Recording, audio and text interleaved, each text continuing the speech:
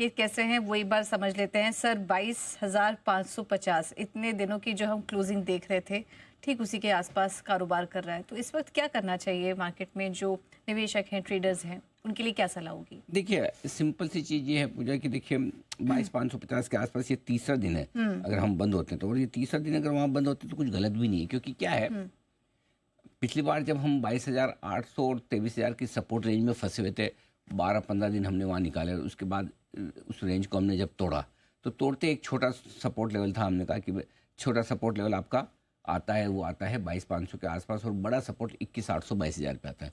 तो 22,500 के सपोर्ट को तोड़ने के पहले 3 दिन निफ्टी लगातार 22,550 के आसपास बंद हुआ, ठीक है।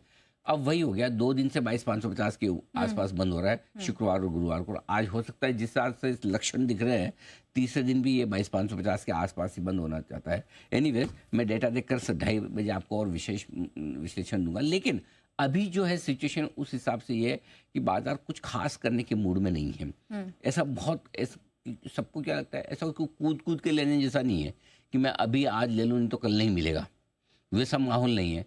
और ऊपर में एफआईएस के डेटा, फिर डाउ फ्यूचर्स आपको रुकने भी नहीं दे रहे हैं। तो कुल मिला के ग्लोबल संकेत और एफआईएस के आंकड़े दोनों मिले जुले हैं, इसलिए एक और जहाँ लोकल फंड्स की बाइंग है, नीचे सपोर्ट दे रही है, डाउ फ्यूचर्स बढ़ने नहीं दे रहे हैं, एफआईएस की बिकवाली बहुत बढ़ने नहीं दे रही, ठीक है।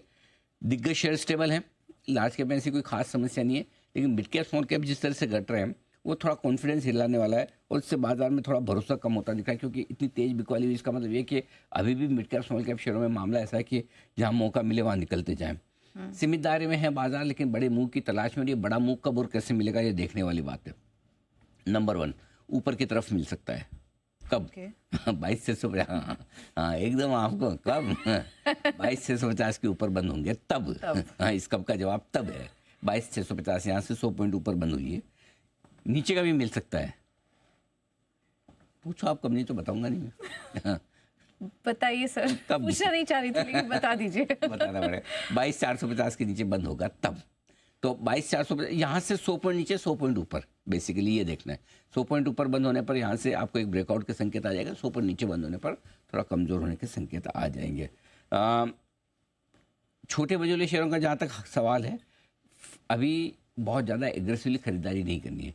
हमारी बात पहले भी हो रही थी, खरीदना है तो आप मिड कैप स्मॉल कैप के बजाय लार्ज कैप खरीदिए, रिस्क रिवॉर्ड रेशियो फेवरेबल है। और जब तक दिग्गज शेयर आपको मजबूत होने का संकेत न दे या ब्रेकआउट का संकेत न दे, अगर ब्रेकआउट ऊपर की तरफ दे दे लार्ज कैप तो फिर आप आराम से लीजिए ना स्मॉल कैप मिड कैप, कौन मना करता है। और अगर नीचे की तरफ टूट गए तो ये ज़्यादा जोर से घटेंगे, इसलिए अभी इनको दूर रखो, नया नहीं लेना है। क्लियर है?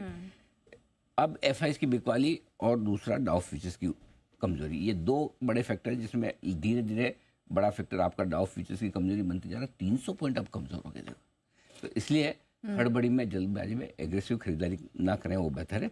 इंतजार करें, और 2:30 बजे मैं आपको डेटा के साथ और बताने के लिए तैयार हूँ। चलिए आगे 2:30 बजे करेंगे डेटा का पूरा एनालिसिस, किस तरह के लेवल्स इंपॉर्टेंट होंगे इस बीच। और हम देख रहे हैं